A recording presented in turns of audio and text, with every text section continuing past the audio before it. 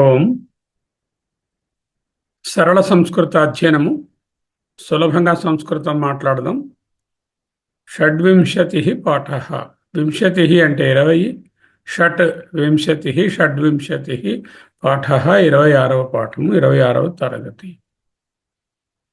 హరి ఓం. ఓం శ్రీ పరమాత్మనే నమః.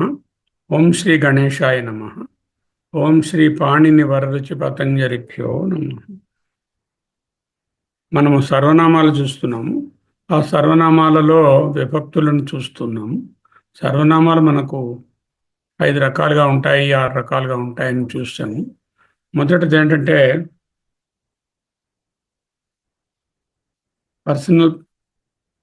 Personal pronouns. అంటే నేను, నీవు, వాడు, వీడు, ఆమె, అది అనేటటువంటి పదాలకు సంబంధించినవి. ఇదము, ఆదస్సు అన్ని కూడా చూశాము.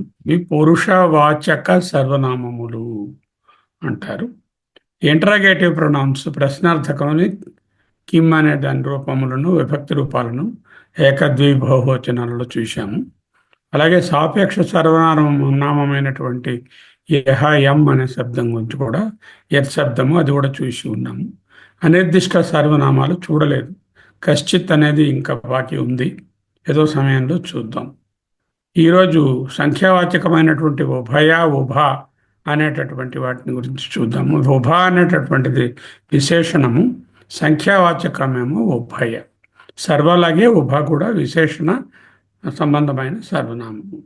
సర్వం మనం చూస్తున్నాము, ఉభ చూస్తాము, సంఖ్యావాచకమైన ఉభయ చూస్తాము ఈరోజు. ఇది ప్లాన్. ఈరోజు ఉభయ, ఉభ. దానికన్నా ముందు సాధారణంగా మనకు ప్రయోగాలలో కనిపిస్తున్నటువంటిది దృశ్య, దృశాహ్, దృక్ష అనే 3 పదాలు ఉన్నాయి. ఇందులో దృశ్య అనే పదంలాగే దృశ, దృక్ష కూడా ఉంటాయి. ఈ దృశ్య అనే పదాన్ని చూడాలి. తత్ దృశ్య కలిపితే తాదృక్ అవుతుంది. తత్ ప్లస్ దృశ్య, తాదృక్. అటువంటి, అట్టి, ఆ విధమైన అనర్థం. తాదృక్. ఏతద్ దృశ్య, ఏతాదృక్ అంటే ఇటువంటి. ఏతత్ అంటే ఇది కదా, దగ్గర ఉన్నది. ఇటువంటి, ఇట్టి, ఈ విధమైన. ఈదం దృశ్య, ఈ దృక్ ఇటువంటి, ఇట్టి, ఈ విధమైన అంటే మీదర్థమే. ఏతద్దు ఇదము ఒకే అర్థాన్ని ఇస్తాయి కదా. అందువల్ల ఇదం దృశ్యన్న, ఏతదృశ్యన్న, ఈ దృక్, ఏతాదృక్ ఒకే అర్థాన్ని ఇస్తాయి. కిం దృశ్య అంటే కీదృక్ అవుతుంది. కీదృక్ అంటే ఎట్టి విధమైన. యద్ దృశ్య, యాదృక్ ఎటువంటిదైతే అటువంటిది. సాపేక్షిక సర్వనామం. కిం దృశ్య అనేది కీదృక్ అనేది ప్రశ్నార్థక సర్వనామం. మత్ దృశ్య, మాదృక్ నా వంటి, నా విధమైన. త్వత్ దృక్, తాదృక్ అంటే నీ వంటి, నీ విధమైన. అస్మదృశ్య, అస్మాదృక్. అలాగే యుష్మదృశ్య, యుష్మాదృక్ ఇది కూడా వస్తుంది. మా వంటి, మా విధమైన, నీ విధమైన అనేటటువంటి. సో ఇవి తాదృక్ అటువంటి, ఏతాదృక్ ఇటువంటి, ఈ దృక్ ఇటువంటి, కీదృక్ ఎటువంటి, యాదృక్ ఎటువంటిదైతే అటువంటిది అని వస్తుంది. మా దృక్ నా వంటి, తాదృక్ నీ వంటి, అస్మాదృక్ మా వంటి. వీటికి పుంలింగము, స్త్రీలింగము, నపుంసకలింగము. పుల్లింగంలో ఎలా ఉంటుంది? తాదృక్, తాదృశౌ, తాదృశ. ఎలా ఉన్నాయి? తత్, తౌ, తహ. తత్తే తౌ కదా, తత్తే తౌ అన్నట్టు ఉండేటట్టు. తాదృక్, తాదృశ, తాదృశ. తాదృక్, తాదృశౌ, తాదృశ. ఈ రెండు ఒక్కలాగే ఉంటాయి. అంటే పుంలింగ శబ్దము, స్త్రీలింగ శబ్దము ఒక్కలాగే ఉంటాయి వచనాలలో. మొదటి వచనము, రెండవ వచనము, బహువచనంలో ఒకలాగే ఉంటాయి. తాదృక్, తాదృశి, తాదృంషి అనేటటువంటి నపుంసకలింగంలో మట్టుకే ఏకవచనానికి, ద్వివచనానికి, బహువచనానికి అలా ఉంటాయి. పుల్లింగంలో ఉండేటప్పుడు పుల్లింగంలో ఉన్నట్టే స్త్రీలింగంలో కూడా ఉంటాయి. దీని గురించి వాక్యాలు ఇవ్వటం లేదు. ఒక మంచి శ్లోకము మహానుభావుడు పుష్పదంతుడు అనే ఆయన శివమహిమిని స్తోత్రం అని ఒకటి రాశారు. చాలా కామన్గా నేను ఆ శ్లోకాన్ని కూడా కోట్ చేస్తూ ఉంటాను. ఆ శ్లోకంలో ఈ కీదృక్ తాదృక్ వీటనేటువంటి తవ తత్వం టైప్ చేయవలసింది. తవ తత్వం నా జానామి, నీ తత్వం నాకు తెలియదు. కీదృశో కీదృశ అసి, ఏ రూపంలో నువ్వు ఉన్నావు, కీదృశ ఎట్టి విధమైనదో తవ తత్వం నా జానామి. యాదృశోషి యాదృశ అసి, ఏ రూపంలో ఉంటే ఆ రూపము తాదృశాయ, ఆ రూపమునకే నమస్ ఆరు తాదృశాయ నమః. తవ తత్వం న జానామి కీదృశోషి మహేశ్వర. కీదృశోషి మహేశ్వర యాదృశోషి మహాదేవ తాదృశాయ నమో నమః. కీదృశ, యాదృశ, తాదృశ అనేటటువంటివి ఒకే పద్యంలో చూడవచ్చు. ఆ పద్యాన్ని మీకు పోస్ట్ చేస్తాను తర్వాత. ఇక సర్వశబ్దం మనం చూసాం. సర్వశబ్దంలో ఏకవచనం ఉంది, ద్వివచనం ఉంది, బహువచనం ఉంది. సర్వశబ్దం పుల్లింగంలో సర్వ, సర్వౌ, సర్వే, సహ, తౌ, తేలాగే సర్వ, సర్వౌ, సర్వే చూసాం కదా. అలాగా అప్పుడు ఏకవచనమును బహువచనము పట్టుకోము, ద్వివచనాన్ని పట్టుకుంటాం. ఎందుకు? రాబోయే శబ్దము ఇలాగే ఉంటుంది కాబట్టి. సర్వౌ సర్వౌ సర్వేభ్యాం సర్వేభ్యాం సర్వేభ్యాం సర్వయోః అన్నట్టుగానే ఉభ అనే శబ్దం, ఉభశబ్ద అకారాంత పుంలింగ నిత్యద్వివచన. ఉభ అనే శబ్దము ఇద్దరు అని చెప్తుంది. ఇద్దరు అన్నప్పుడు అందులో ఏకవచనము ఉండదు, బహువచనము ఉండదు, నిత్యద్వివచనము. ఓకే. సర్వౌ అనే శబ్దం ఎలాగున్నదో అది ఇలాగే ఉంటుంది. అక్కడ ద్వివచనంలో ఎలా ఉంది? సర్వౌ సర్వౌ సర్వాభ్యాం సర్వాభ్యాం సర్వాభ్యాం సర్వయో సర్వయో. ఇక్కడికి వచ్చేసరికల్లా సర్వో బదులు ఉభౌ ఉభౌ ఉభాభ్యాం ఉభాభ్యాం ఉభాభ్యాం ఉభయో ఉభయో. అక్కడ సర్వయో సర్వయో, ఇక్కడ ఉభయో ఉభయో. సర్వౌ ఉభౌ, సర్వౌ ఉభౌ రెండోది. సర్వాభ్యాం ఉభాభ్యాం, సర్వాభ్యాం చతుర్థిలో ఉభాభ్యాం, పంచమిలో సర్వాభ్యాం ఉభాభ్యాం, షష్ఠిలో సర్వయో, ఇక్కడ ఉభయో, సప్తమిలో సర్వయో, ఇక్కడ ఉభయో. ఏమిటిది? నిత్య ద్వివచన. ఎప్పుడు అది ద్వివచనమే. మీనింగ్ ఏమిటి? ఇద్దరు. ఏమి శబ్దం ఇది? ఉభశబ్ద అకారాంత, ఉభలా ఉంది కదా, అకారాంత పుంలింగ. ఇది ఏమిటిది? ఉభ అనేది విశేషణం. ఇద్దరు ఉన్నారనుకోండి, వాళ్ళ గురించి చెప్తూ ఇద్దరు అంటే వాళ్ళని విశేషించి చెప్పేది కాబట్టి ఇది విశేషణ సర్వనామము, ప్రొనౌమియల్ అడ్జెక్టివ్. జస్ట్ లైక్ సర్వశబ్ద. సర్వశబ్దం ఎలా ప్రొనౌమియల్ అడ్జెక్టివో ఇది కూడా అదే సర్వశబ్దంలాగే విశేషణ సర్వనామం. విశేషణ సర్వనామము ఉపశబ్ద అకారాంత పుంలింగ నిత్యద్వివచన, ఏకవచనం బహువచనం ఉండవు. ఇద్దరు అనేటటువంటి అర్థంలో వస్తుంది. దాని విభక్తి రూపాలు సర్వరూపాలు ఎలా ఉంటాయో అలాగే ఉంటుంది. సర్వ, సర్వౌ, సర్వే అని అక్కడ ఉన్నది. ఏకవచనం ద్వివచనం బహువచనం అక్కర్లేదు మనకి. ఉభౌ సర్వౌ ఉభౌ సర్వౌ రెండు అలాగే ఉన్నాయి. సర్వాభ్యాం ఉభాభ్యాం చతుర్థి సర్వాభ్యాం ఉభాభ్యాం, పంచమి సర్వాభ్యాం ఉభాభ్యాం, షష్ఠి సర్వయో ఉభయో, సప్తమి సర్వయో ఉభయో. అంటే సర్వశబ్దం నేర్చుకుంటే ఉభశబ్దం కూడా వస్తుంది. అయితే సర్వశబ్దానికి ఏకవచనము బహువచనం కూడా ఉన్నాయి. ద్వివచనంతో పాటు ఇక్కడ ఓన్లీ ద్వివచనమే ఉంది. ఓకే, ఇది అర్థం చేసుకోండి. చెప్పండి ఎవరో ఒకరు అమూల్య చెప్పండి, దీని గురించి కొంచెం ఎక్స్ప్లెయిన్ చేయండి ఏమిటో. ఇది ఇప్పుడు మనం ప్రోనౌమియల్ యాడ్జెక్టివ్ విశేషణ సర్వనామమైనది ఉభా శబ్దం గురించి. ఇది అకారాంత పుంలింగం నిత్య ద్వివచనం రూపంలో విభక్తి రూపంలోనే ఉంటుంది. ఇద్దరు అనేది డినోట్ చేస్తుంది ఇది. కాబట్టి దీనికి ఏకవచనం గాని బహువచనం గాని రెండు వచన రూపాలు ఉండవు. అండ్ ఇది చాలా సిమిలర్ టు ద సర్వ శబ్దం పుంలింగం ఒక్క ద్వివచనం తోటి దాని విభక్తి రూపంలోనే ఉంటాయి ఇది కూడాను. అలా ఉంటాయి. దీని సర్వ శబ్దంలో ద్వివచనం ఫస్ట్ ఇది చెప్తాను సార్.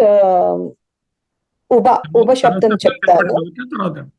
సర్వ శబ్దంలో పుంలింగం ద్వివచన విభక్తి రూపంలో ప్రథమా విభక్తి సర్వౌ, ద్వితీయ విభక్తి సర్వౌ, తృతీయ విభక్తి సర్వాభ్యాం, సేమ్ చతుర్థి పంచమి కూడా సర్వాభ్యాం, షష్ఠి విభక్తి సర్వయోహో, సప్తమి విభక్తి కూడా సర్వయోహో. ఇప్పుడు ఈ ఉభ శబ్దం అకారాంత పుంలింగం, దీని యొక్క విభక్తి రూపం ఓన్లీ ద్వివచనంలోనే ఉంటుంది. ప్రథమ విభక్తి ఉభావ్, ద్వితీయ విభక్తి ఉభావ్, తృతీయ చతుర్థి పంచమి విభక్తులు ఉభాభ్యాం, షష్ఠి అండ్ సప్తమి విభక్తులు ఉభయోహో. ఇప్పుడు వీటికి వాక్యాలు చూస్తాం.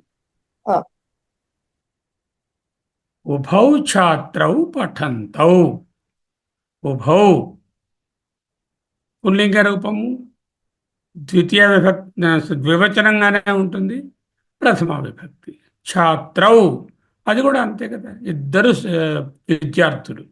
పఠంతౌ ఎందుకంటే వాళ్ళే చేస్తున్నారు కాబట్టి క్రియాపదం కూడా ఆ కర్తపదం ఎలా ఉందో అలాగే ఉంటుంది. కర్తపదం ఉభౌ కాబట్టి పఠంతౌ.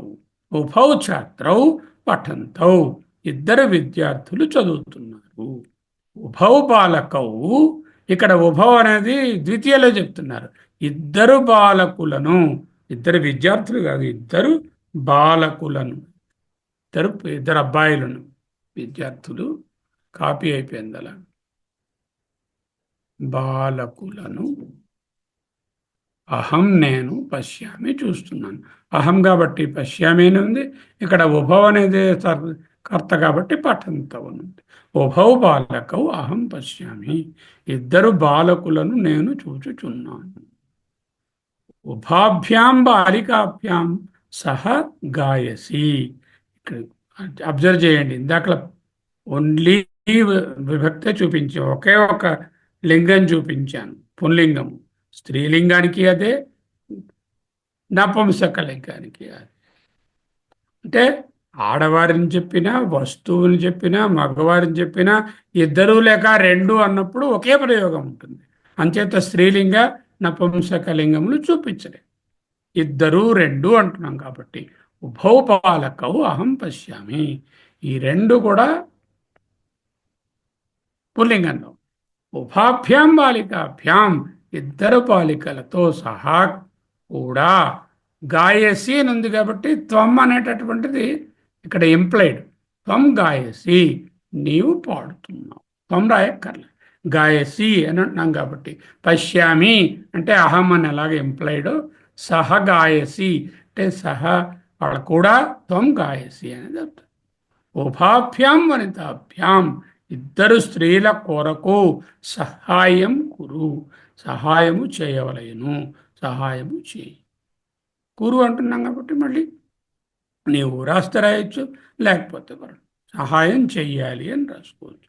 ఉభాభ్యాం వనితాభ్యాం అంటే ఉభాభ్యాం అన్నది తృతీయలోను, చతుర్థిలోను, పంచమిలోను ఒకలాగే ఉంటుంది.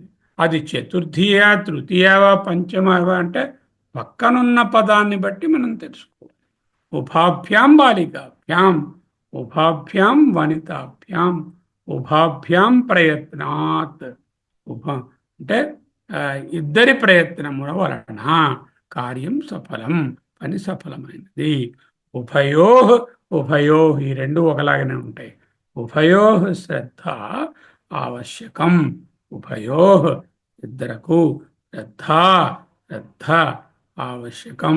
ఇక్కడ ఈ విభక్తి రాదు, మళ్ళీ ప్రథమయే వస్తుంది. ఉభయో నదీనాం జలం నాస్తి. రెండు నదుల యందు నీరు లేదు. మళ్ళీ ఇది స్త్రీలింగ శబ్దం నది అనేది. ఉభయో నదీనాం, రెండు నదుల యందు నీరు లేదు. ఇక్కడ ప్రయత్నం అనేటటువంటిది మళ్ళీ నపుంసకలింగ శబ్దము. అంటే నపుంసకలింగమైన, స్త్రీలింగమైన, పుంలింగమైన, ద్వివచనం ఏకవచనం లేదు, బహువచనం లేదు, ఒక్క ద్వివచన రూపమే ఉంది. ఆ రూపాలు ఇలాగే ఉంటాయి. ఉభౌ ఉభౌ ఉభాభ్యాం ఉభాభ్యాం ఉభయో ఉభయో. ఉభౌ ఛాత్రౌ పఠంతౌ, ఇద్దరు విద్యార్థులు చదువుచున్నారు. ఉభౌ బాలకౌ అహం పశ్యామి, ఇద్దరు విద్యార్థులను నేను చూచుచున్నాను. ఎందుకంటే సబ్జెక్ట్ వెర్బు దీంతో ఏకీభవించట్లేదు. There is another subject here. అంటే కర్త అహం కాబట్టి వాళ్ళను అని వస్తుంది. బాలకులను చూస్తున్నాను. ఉభాభ్యాం బాలికాభ్యాం, ఇద్దరు బాలికలతో సహా కూడా గాయసి నీవు పాడుతున్నావు. ఉభాభ్యాం వనితాభ్యాం సహాయం కురు, ఇద్దరు స్త్రీల కొరకు నీవు సహాయము చెయ్యి. ఉభాభ్యాం ప్రయత్నాత్, ఇద్దరి ప్రయత్నం వలన పని సఫలమైనది. ఉభయో శ్రద్ధ ఆవశ్యకం, ఇద్దరకు శ్రద్ధ. మళ్ళీ అది శ్రద్ధ అనేది ఏంటంటే ప్రథమ విభక్తి శబ్దం. శ్రద్ధ అనేది ఇద్దరకు శ్రద్ధ ఆవశ్యకము. షష్ఠిలో పక్కన షష్ఠి రాదు. ఉభయో నదీనాం, రెండు నదుల యందు అనేటటువంటి సప్తమి జలం నాస్తి, నీరు లేదు.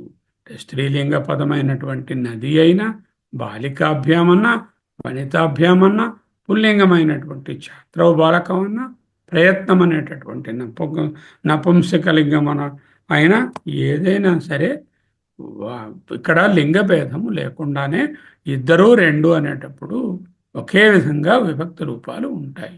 ఉభౌ ఉభౌ ఉభాభ్యాం ఉభాభ్యాం ఉభాభ్యాం ఉభయో ఉభయో.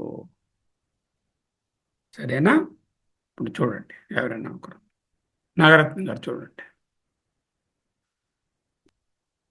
మనం ఇప్పుడు ఉభ శబ్దం చెప్పుకున్నాం. ఆకారాంత పుల్లింగం, ఆకారాంత పుల్లింగం. ఇది ఎప్పుడు నిత్య ద్వివచనం, అంటే ఇద్దరు అనే మాట అనమాట. ఇద్దరు అనే మాట ఎప్పుడు ద్వివచనమే, అలా ఉంటుంది. దాంట్లో ఇంకా ఏమి తేడాలు ఉండవు. ఉభౌ ఛాత్రో పఠంతో, అంటే పాఠంతో అన సార్, పఠంతో అన పాక దీర్ఘం, పాఠంతో పఠంతో పఠంతో పఠంతో. ఉభౌ ఛాత్రౌ పఠంతో అంటే ఇద్దరు విద్యార్థులు చదువుతున్నారు. అక్కడ ఛాత్రౌ అంటే అది ఏ లింగం ఇదిలో ఉన్నా, వచనంలో ఉన్నా, ఏ ఇదిలో ఉన్నా కూడా ఉభవ అని వచ్చింది. వచనం అంటే అలాగే ఛాత్రవే. ఏ లింగంలో ఉన్నా కూడా అది ప్రథమ విభక్తి వస్తుంది అన్నమాట. అది అంచేత ఉభౌ బాలకా అహం పశ్యామి, ఇద్దరు బాలికలను నేను చూస్తున్నాను. బాలులను, ఇద్దరు బాలులను నేను చూస్తున్నాను. అక్కడ అంటే అది పుల్లింగము బాలకవు అన్నది అయినా కూడా అక్కడ దానికి ఏమీ సంబంధం ఉండదు. పుల్లింగం మామూలుగా ముందుగా పుల్లింగమే కాబట్టి సరిపోయింది, లేకపోయినా కూడా అక్కడ ఏమీ తేడా ఉండదు. ఉభాభ్యాం బాలికాభ్యాం సహ గాయసి, ఇక్కడ బాలికాభ్యాం అన్న స్త్రీలింగము అయినా కూడా అందులో తేడా ఏమి ఉండదు. ఉభాభ్యాం మామూలుగానే ఒకటే ఇదిలో ఉంటుంది అంచేత పుల్లింగ పదం అది. ఉభాభ్యాం బాలికాభ్యాం సహ గాయసి, ఇద్దరు బాలికలతో కూడా నీవు పాడుతున్నావు. ఉభాభ్యాం వనితాభ్యాం సహాయం కొరు, ఇది చతుర్థి విభక్తి. ఉభాభ్యాం వనితాభ్యాం, ఇద్దరు స్త్రీల కొరకు. అక్కడ అంటే వనితాభ్యాం అన్నది వచ్చింది, కానీ ఉభాభ్యాం అని వస్తుంది అన్నమాట. వేరేగా మార్పే ఉండదు. ఇద్దరు స్త్రీల కొరకు నీవు సహాయం చెయ్యి. ఉభాభ్యాం ప్రయత్నాత్ కార్యం సఫలం, ఇద్దరి ప్రయత్నం వలన పని సఫలమైంది. అలాగే షష్ఠీ విభక్తి ఉభయో శ్రద్ధ ఆవశ్యకం.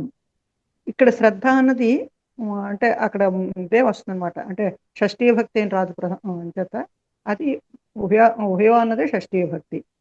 ఉభయో ఇద్దరకు అనే ఇద్దరకు శ్రద్ధ ఆవశ్యకము. ఇద్దరి యొక్క శ్రద్ధ అవసరం, ఇద్దరి యొక్క శ్రద్ధ అవసరము, ఆవశ్యకము అని చెప్పుకోవాలి. ఉభయో నదీనాం జలం నాస్తి. ఇక్కడ నది అన్న స్త్రీలింగ పదం అయినా కూడా అంత ఉభయో అన్నది ఆ ద్వివచనం పుల్లింగ పదమే, అలాగే వాడతాం. ఉభయో నదీనాం జలం నాస్తి, రెండు నదుల యందు నీరు లేదు అని చెప్పుకుంటాం. ఇప్పుడు మీరు ఇక్కడ ప్రయత్నాత్ అని ఉంది, ఇక్కడ భ్యాం ఉంది, ఇక్కడ భ్యాం రాలేదంటే ఒక ప్రయత్నము అన్నాము. ప్రయత్నముల వలన అని రాయాలనుకోండి, ఉభాభ్యాం ప్రయత్నాభ్యాం కార్యం సఫలం అని రాయాలి. ప్రయత్నం వలన అని చెప్తున్నాం కాబట్టి ప్రయత్నాత్ అని వచ్చింది. అదే సప్తమ విభక్తి అక్కడ ఇదైంది, అది పంచమ విభక్తి వచ్చింది. సింగులర్ నెంబర్లో చెప్పాం. Okay, now let's go to the ఉభయ శబ్ద. ఉభయ శబ్దం అంటే ఏమిటి? సంఖ్యావాచకం. ఉభ శబ్దము విశేషణ సర్వనామం, ఉభయ శబ్దము సంఖ్యావాచకం అవుతుంది అన్నమాట. సర్వనామ విశేషణమా కాదు కదా, నిత్యద్వివచనము. అదేం రాశాను ఇందాక, అది ఆ విశేషణ సర్వనామము. ఇది సంఖ్యావాచకం అని రాసుకోండి. నేను సంఖ్యావాచకం అని ఉంది. ఉభయ, ఓహో, ఇక్కడ సర్వనామ విశేషణం అని అవుతుంది. సర్వ అనేది సర్వలా ఉంటుంది కాబట్టి అలా రాసినాం. సరే, ఓకే. సంఖ్యావాచక సర్వనామము సర్వ వలనే ఉంటుంది. ఉభయ శబ్దము అకారాంత పుల్లింగము, ద్వివచన రహిత. దీంట్లో ద్వివచనం ఉండదు, ఎందుకంటే బోత్ రెండు గల, రెండు parts, two parts, two ways అలా అన్నప్పుడు ఈ ఉభయ అనేది. అది విభక్తి రూపాలు ఎలా ఉంటాయి? ఏకవచనం, బహువచనం. ఏకవచనం, ద్వివచనం లేదు. ఇక్కడ ఇందాక దాంట్లో ద్వివచనం ఉంది, ఏకా బహు లేవు. ఇక్కడ ఏకా బహు ఉన్నాయి, ద్వివచనం లేదు.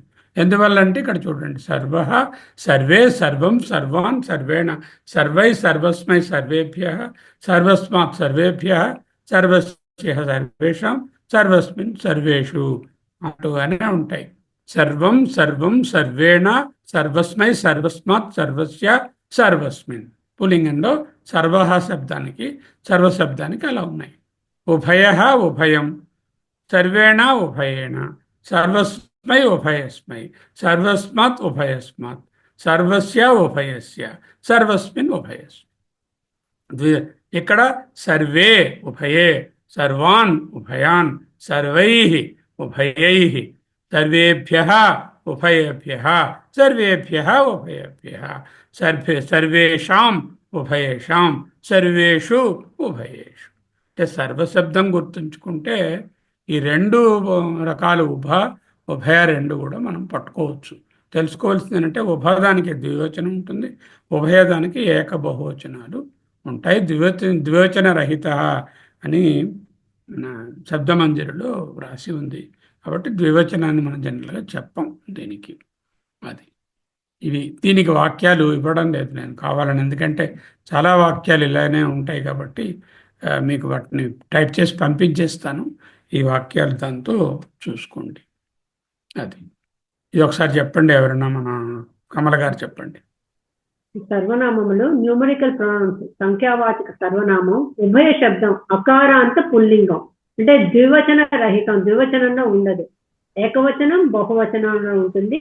ఇది సర్వశబ్దం లాగా వస్తుంది. ప్రథమ విభక్తి అక్కడ సంఖ్యావాచక సర్వనామం,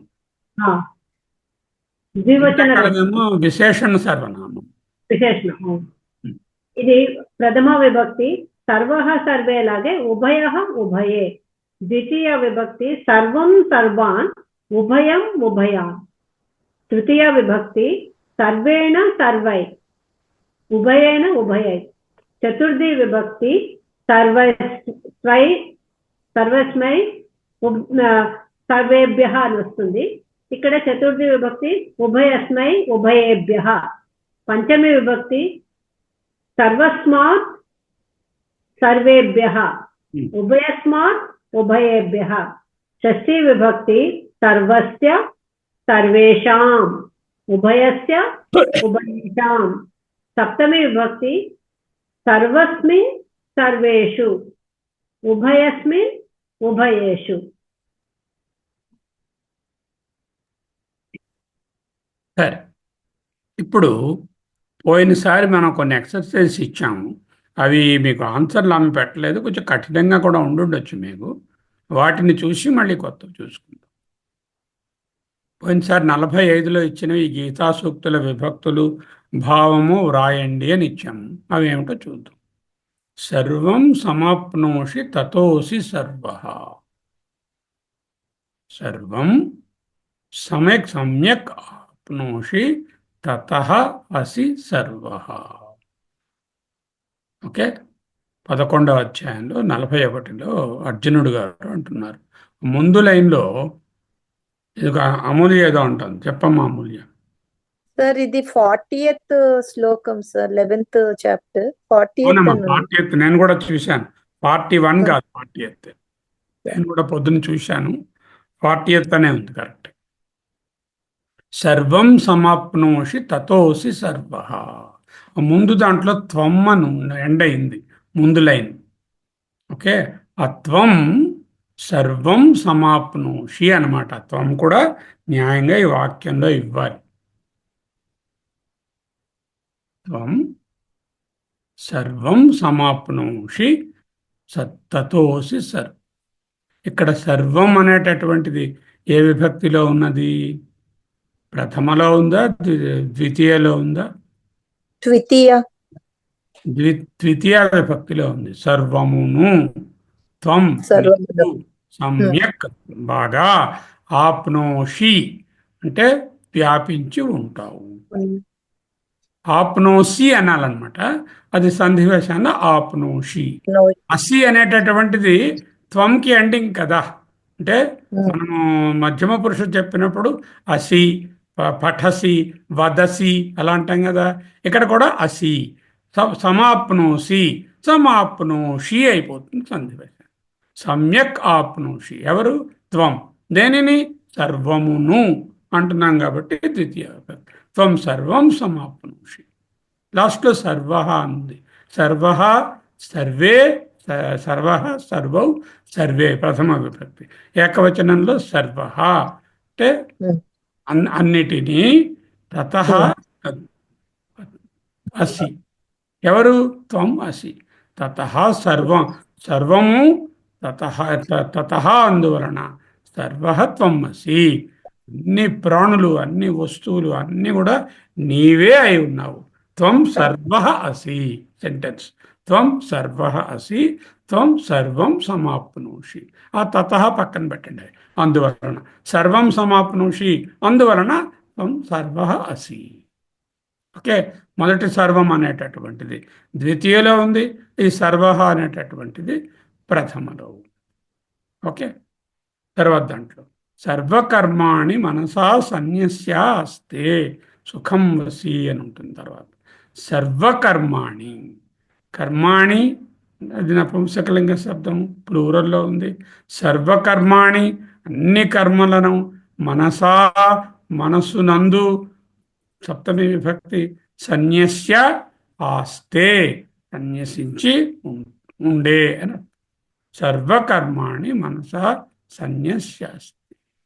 కార్యతే హి అవశః కర్మ సర్వః ప్రకృతిజైర్గుణై. అవశః అంటే ఏ వశము లేకుండా, హి నిశ్చయముగా, కార్యతే చేస్తాడు, దేనిని? కర్మను. అవశః కర్మ కురుతే అన్నమాట. కర్మ కార్యతే అన్న, కర్మ కురుతే అన్న ఒకటే అర్థం.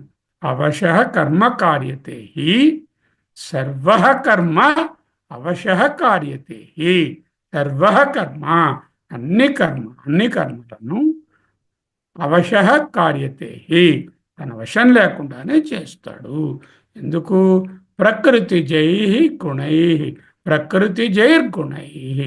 ప్రకృతి స్వభావముగా గుణముల నుంచి పుట్టేవి కాబట్టి ఆ కర్మలన్నీ కూడా అవశః కురుతే, అవశః కార్యతే. కార్యతే హి అవశః కర్మ సర్వః ప్రకృతి జైర్గుణై.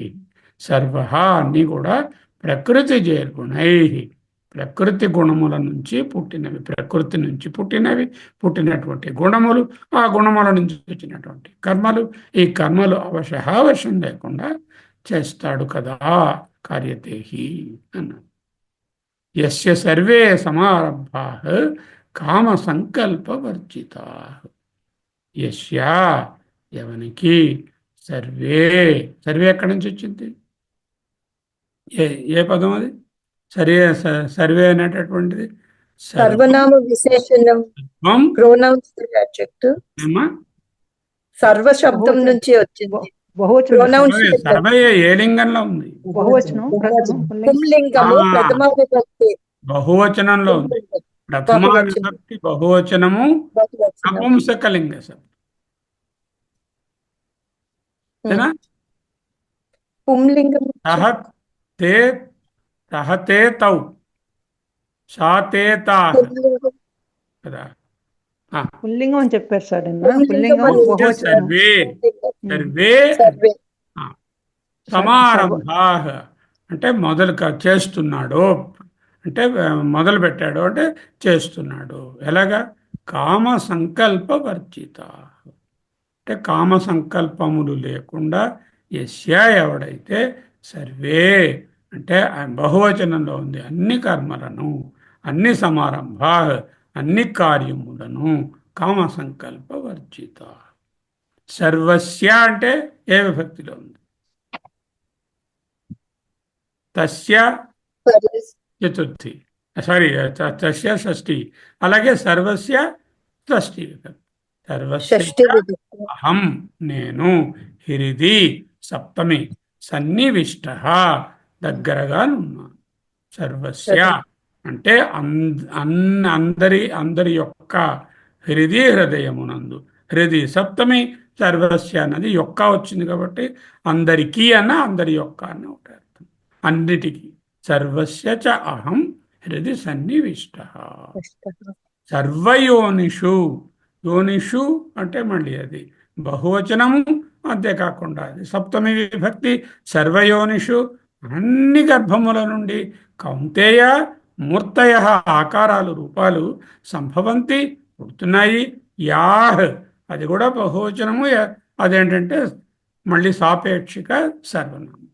యాహ్ సర్వయోనిషు మూర్తయ సంభవంతి యాహ్ తాసాం బ్రహ్మ మహద్యోని అహం బీజ ప్రదాపిత అంటూ కంప్లీషన్ శ్లోకం. దేవ దేహే సర్వాన్ తదా భూత విశేష సంగాన్. సర్వాన్ దేవదేహే అన్ని దేవతల యొక్క దేహమును, తథా అదే విధముగా భూత విశేష సంఘాన్ భూతముల యొక్క విశేషించిన భూతముల యొక్క గ్రూప్స్లో కూడా, అటు దేవతలలోను ఇటు భూతములలోనూ కూడా నీవే ఉన్నావయ్యా. పశ్యామి దేవాన్ తవ దేవదేహే అంటూ చెప్పు. దేవదేహే సర్వాన్ తదా భూత విశేష సంఘాన్ బ్రహ్మాణమీశం కమలాసనస్థం ఋషీంశ్చ సర్వాన్ పురగాంశ్చ దివ్యాన్. దేవదేహే దేవతల దేహముల యందు, సర్వాన్ దేవదేహే సర్వా శబ్దము మళ్ళీ బహువచనంలో ఉంది. దేవదేహే తథా అదే విధముగా భూత విశేష సంఘంలో సర్వశబ్దము ఏది లేదు. ఇవి అక్కడున్న విభక్తులు, ఆయా వీటిలో ఆ భావాలు. ఆ శ్లోకాన్ని పూర్తిగా చదివితే వీటికి అన్వయ క్రమము, భావం బాగా అర్థము. ఓకే, ఇది ఒకటి ఇచ్చాం మీకు. ఉపనిషత్ మంత్రంలో విభక్తులు భావము వ్రాయండి అని. గతాః కలాః దశ ప్రతిష్ట అంటే జ్ఞాని మరణించిన పిదప ఏమవుతుందో ఆయన తాలూకా శరీరాలు, సూక్ష్మ శరీరము, స్థూల శరీరము, కారణ శరీరము ఏమవుతుందో చెప్తున్నారు. 15 కళాః ప్రతిష్టాగతాః ప్రతిష్టయందు వెళ్ళిపోతాయి. ప్రతిష్ట దానిలోనికి. ప్రతిష్ట అంటే ఏమిటి? ఎక్కడి నుంచి వచ్చాయో అక్కడికి. 15 కళలు, 16 కళల పురుషుడు కదా. ఈ 16 కళల పురుషుడు వరుసగా ముందు పురుషుడిలో కళలు చెప్పినప్పుడు శ్రద్ధ, మనసు, ఇంద్రియాలు అన్నీ 16 కళలు చెప్తారు. ఆ 16 కళలలో ఆఖరిది నామము. ఆ నామం మట్టుకు ఉండిపోతుంది. జ్ఞాని యొక్క నామమే ఉంటుంది. మిగతా 15 కూడా పంచదశ 15 కళలు, కళాహ కళలు, ప్రతిష్టాగతాహ ప్రతిష్టలోనికి ప్రతిష్ట యందు ఉండిపోతాయి. ఇంకేమున్నాయి? దేవాశ్చ దేవతలు, సర్వే అందరు దేవతలు, బహువచనం. దేవాశ్చ సర్వే, దేవాః చ దేవాశ్చ, దేవః దేవౌ దేవాః అంటే బహువచనం. దేవాః చ సర్వే, దేవాశ్చ సర్వే అందరు దేవతలు, ప్రతి దేవతాసు ఆయా దైవీ భావనలోనికి, లోతాసు అంటున్నాం కదా, దేవతాసు, దేవత దేవతాసు అంటే సప్తమి విభక్తి. ఆ దేవతల యందు బహువచనం, సప్తమి బహువచనము తాసు. ఏ ఏ దేవతలు ఉన్నారో ఆ దేవతలందరూ ఆ దేవతలలోని గడుపుతారు. ఎవరా దేవతలు? ఇదిగో అగ్నిదేవుడు నా వాక్కులో ఉన్నాడు, సూర్యదేవుడు కంట్లో ఉన్నాడు, మన చంద్రదేవుడు మనసులో ఉన్నాడు, దిగ్దేవతలు శ్రవణేంద్రియంలో ఉన్నాయి. ఈ విధంగా ఏ ఏ దేవతలు ఉన్నాయో ఆ దేవతలన్నీ కూడా దేవాశ్చ సర్వే ప్రతి దేవతాసు ఆయా దేవతల యందు కలిసిపోతాయి. కర్మాణి విజ్ఞానమయశ్చాత్మ, విజ్ఞానమయ ఆత్మ అంటే జీవుడు. జీవుడు యొక్క కర్మలు విజ్ఞానమయ ఆత్మకు కారణ రూపమైనటువంటి కారణతత్వంలో కలిసిపోతాయి. అంటే వాడికి విశ్వడు, తైజసుడు, ప్రాజ్ఞుడు అనేటటువంటి డిఫరెన్సియేషన్ లేదు కదా.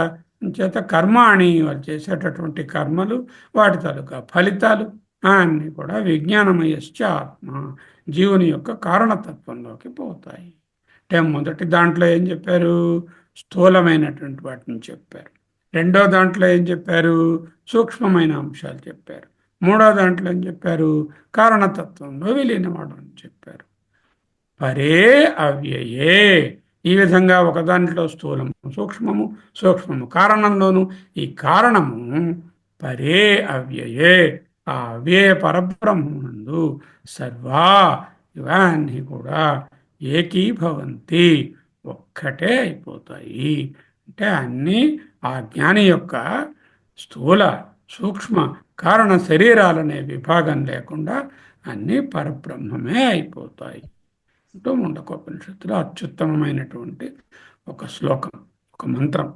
గతాః కలాః పంచదశ ప్రతిష్ట దేవశ్చ సర్వే ప్రతి దేవతాసు కర్మాణి విజ్ఞానమయశ్చాత్మ పరే వ్యయే సర్వ ఏకీభవంతి. సర్వః ఏకీభవంతి పరే వ్యయే సర్వః ఏకీభవంతి సర్వ ఏకీభవంతి అని ఉంటుంది.